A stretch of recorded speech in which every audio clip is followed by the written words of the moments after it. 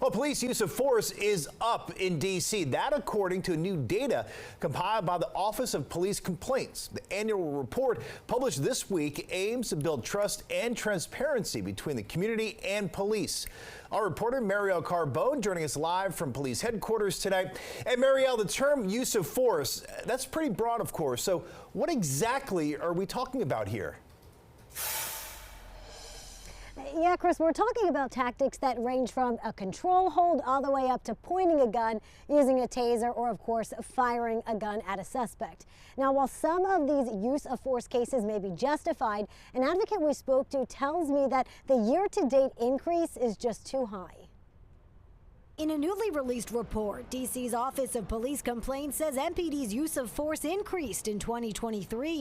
Don't make me stun you. This video, just one example. Police using a neck restraint to stop a suspect who they say was resisting arrest. Aspects of this report are not surprising at all. We've known for a long time that there's too much use of force in D.C. Patrice Sultan is the executive director of the D.C. Justice Lab. She says the public should be alarmed by some of the findings, including this stat. The fact that 94% of the people who were subject to use of force in the city were black should stand out. According to the report, which was compiled by D.C.'s Office of Police Complaints, 2,312 uses of force were reported in 2023. That's up 11% compared to 2022.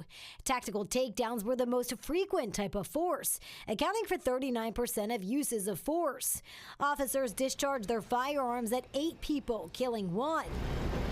MPD has taken steps towards building public trust and transparency, like adding pointing a firearm to its list of uses of force.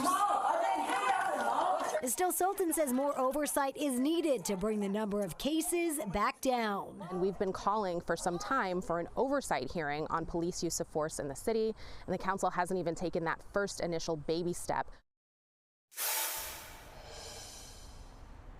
And we know that 25% of officers on the force here in D.C. used some type of use of force over that last year, 2023. I did reach out to the D.C. Police Union as well as to the Office of the Police Chief for some comment on this, but did not hear back. Reporting live from police headquarters tonight, I'm Marielle Carbone, D.C. News Now.